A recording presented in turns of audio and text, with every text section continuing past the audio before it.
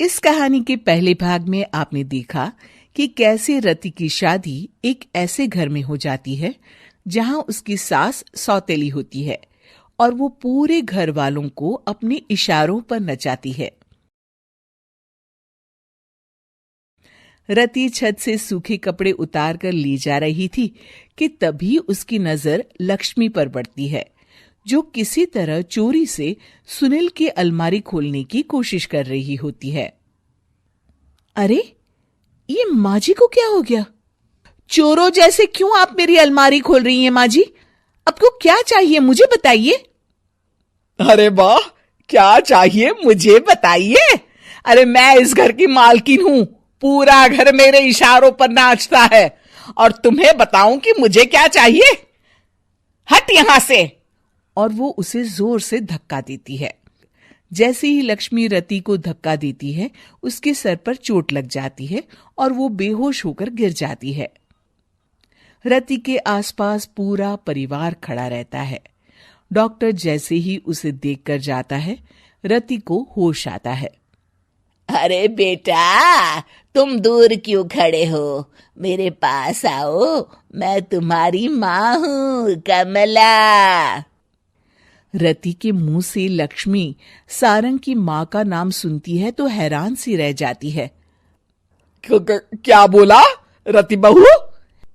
चुप कर डायन, तूने मेरे पति और बेटे का हाल बेहाल कर दिया। अब तू मेरी बहू को भी गुलाम बनाना चाहती है? रुक, अभी मजा चखाती हूं। ये कहकर जैसे उसे पकड़ने की कोशिश करती है, लक्ष्मी वहां से भाग जाती है। लक्ष्मी के जाने के बाद रति अपने ससुर और पति की तरफ देखकर मुस्कुरा देती है। दोनों समझ जाते हैं कि ये रति की चाल है।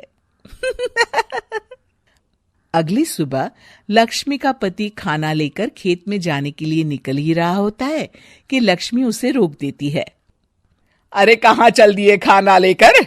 आज घर का काम कौन करेगा? तभी पीछे से रति आ जाती है और जोर से चिल्लाती है। कौन इनको काम पर जाने से रोक रहा है?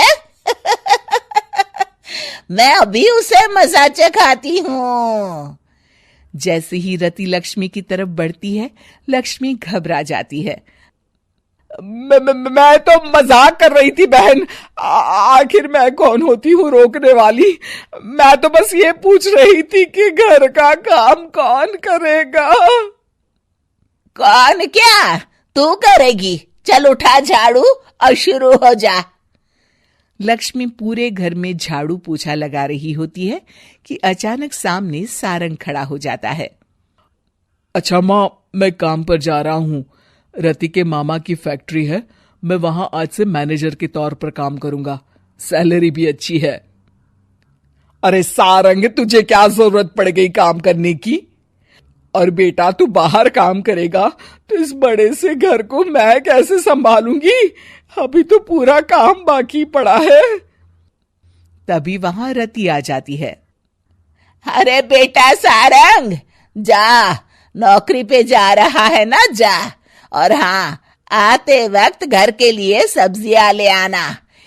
ये लक्ष्मी बैठी बैठी मोटी हो रही है, जरा काम भी तो कर ले। सारंग के जाने के बाद, अच्छा लक्ष्मी, सुन जरा यहाँ। लक्ष्मी अपनी बहू रति को सारंग की पहली माँ जो मर गई है वो समझकर उसके पास जाती है। अरे बहन, ऐसा क्या हो गया जो तुम्हें वापस आना पड़ा? मैं तो बड़े ही प्यार से इस परिवार को चला रही थी। प्यार से तो मैं बहुत साल से तुझे मजा चखाना चाहती थी, लेकिन किसी औरत का शरीर मुझे नहीं मिल रहा था प्रवेश करने के लिए। अब से ना मैं बहू के शरीर में रहूंगी। और हाँ, तूने कोई भी चालाकी दिखाई या मेरे घर के लोगों को परेशान करने की कोशिश की तो तेरा गला दबा दूंगी। लक्ष्मी रति के मुंह से ये सुनकर डर जाती है और शाम को अपने बेटे और पति के सामने जाकर कहती है, तुम दोनों मुझे माफ कर दो। मैं अब तुम दोनों को कभी परेशान नहीं करूंगी।